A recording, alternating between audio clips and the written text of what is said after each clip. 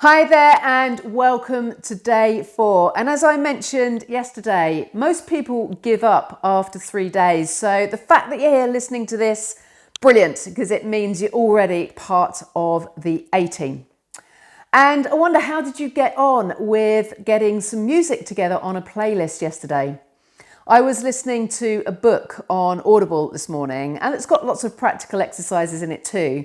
And the author said, okay, now we all know that you're just going to carry on doing whatever you're doing, listening to this in the background and not doing the exercise. And that's a bit like expecting to know how to ride a bike by reading a book. And it's so true. We only ever get the benefit of learning a new skill when you do it. And this is very much the same for this. So if you thought about the songs that make you buzz, brilliant, good start, get it into that playlist so that when you do have that crisis moment, when you do have that mental crash, you've got that sticky plaster, that piece of first aid that you can call on to just start easing the pain. And today we're going to go from that sticking plaster to actually having a plaster cast.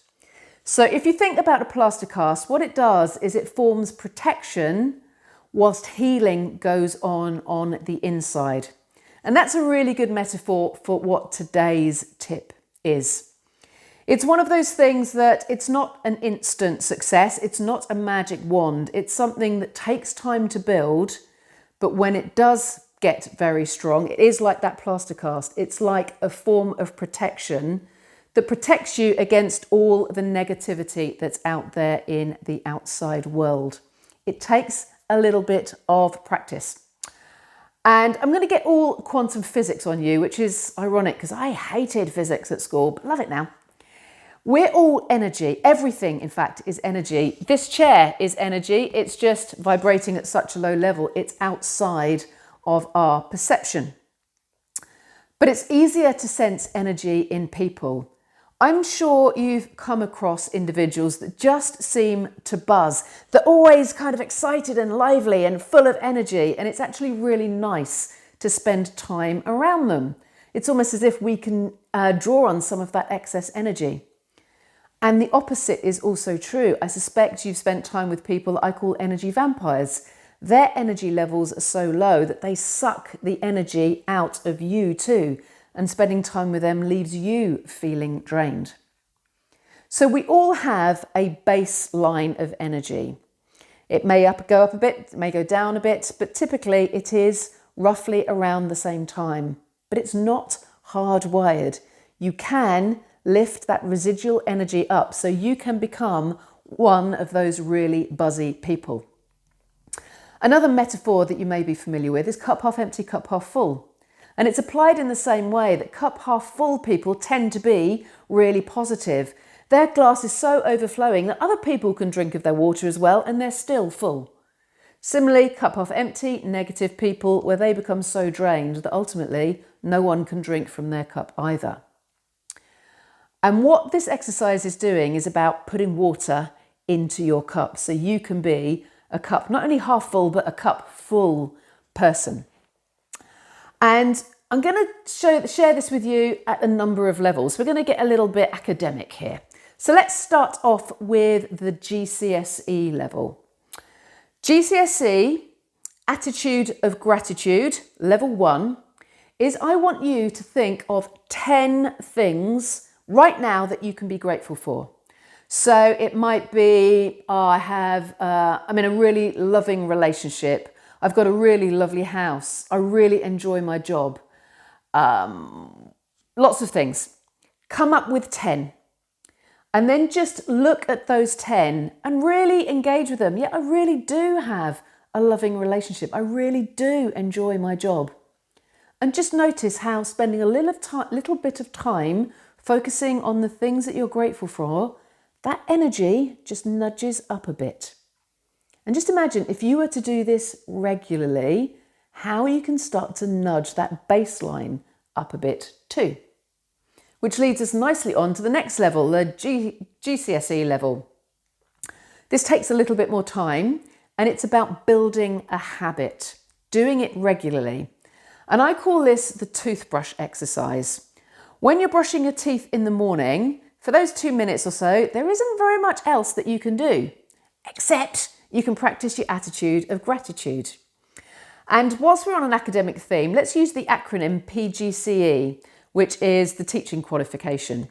P stands for proud, G stands for gratitude, C for confident, E for excited. So in the morning, when you're brushing your teeth, you can start thinking about, what am I proud of that I did yesterday? What am I grateful for that I have right now? What am I confident about that's going to happen today? And what am I excited about that's going to happen today? And focusing on those 4 emotions, again, starts to fill the system with positive chemicals. And we're going to talk a little bit about more chemicals tomorrow. And then you can do the same in the evening. What am I proud that I've done today? What am I confident about that's going to happen tomorrow? What am I grateful for that happened today? Or if you want to keep it simple, which to be honest is kind of what I do, I just focus on gratitude. I reflect on the day and all of the little things that happened that day. And this is where it changes a little bit from the CSE level. CSE is about right now. When we get to GCSE, think about what happened that day.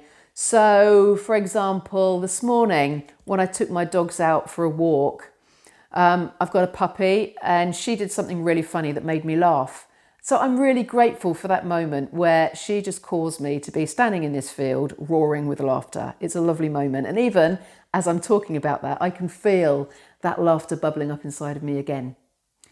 It may be I'm grateful for the person that left me out in the traffic jam. I'm grateful for the workmate that went and made me a cup of tea today.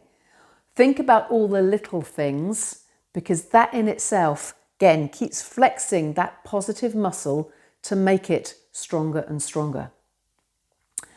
And then you just keep doing it. And again, the toothbrush exercise is a great name for it, because I wouldn't leave the house in the morning without brushing my teeth. It's just part of what I do. And I would love practicing the attitude of gratitude to be exactly the same. It's something you just do every morning, every evening, because then what you're doing is bookending your day. And what bookends do is give you structure. Books can be taken in and out of the middle, but they don't all fall over because you've got that structure. So by topping and tailing your day with this attitude of gratitude, giving yourself those positive feelings, you start to have a much stronger, more positive day too. So that's the GCSE level. We then go up to A level. And the A level is now about expressing gratitude to others. I don't know if you agree with me, but I seem to find that thank you is something I hear far less often these days. So practice expressing gratitude for things. Say thank you to the person that held the door open to you, or thank you to the person that did something kind. Or make positive comments to others. If I'm standing in the queue at Tesco's, I will often look at the person beside me and go, do you know, I really love your jumper. Or do you know, I love that lipstick. Where did you get that from? And it's amazing how just expressing something nice, people then light up and you have a lovely conversation. And it's much better than standing there staring at what's on the conveyor belt and wishing, why didn't I buy that instead of that? That's the A level, expressing gratitude to others. And then we're going to go to the top level. We're going to go degree level. If you want to go to the absolute highest level, I would love you wait for it, to put something on social media to say, I am practicing the attitude of gratitude. I would like you to hold me accountable for being more positive, for saying thank you more often, for practicing gratitude for the things that have happened in my day. I've done this before, and it's something, as a therapist, I never ask my clients to do things that I haven't already done. And I was genuinely amazed at the responses that people got. So many people were like, wow, that's amazing. Tell us more about it. Can I join in too? That little bit, which was, I get it, a huge stretch for me, as I'm sure you're sitting there going, oh, I don't think so, Caroline. Have a go, because I genuinely think you will be really surprised at how positive it is. We are not born as negative people, But our psychology is programmed to look at the negative before the positive, because that is what helps us survive. Back to our inner Neanderthal. If he was looking and going, oh, look, there's a lovely pussycat crawling around in that bush. Isn't that lovely? As opposed to the negative mind going, it's a flipping tiger, run. The negative part of us keeps us safe. However, we live in a very negative world. Just think about the news. What are the items that the news reports on all of the time and bombards us with? And that starts to keep flexing the negative muscle, making it stronger and stronger. So we start looking for negative rather than just noticing the negatives that are there. We seek them out. But what the attitude of gratitude does is then start to flex the positive muscle. And the more you do that, the more it becomes balanced. And when you have muscles working in balance, that's a real strength. So give this one a go. Start with a CSE level if that's all you can do now. I challenge you to go to the degree level. And tomorrow I'll be back with tip number 5. And I'm not even going to tell you what that's going to be. You'll have to wait and see for tomorrow. But for now, I will wish you a wonderful day and I will look forward to speaking to you again tomorrow. Take care.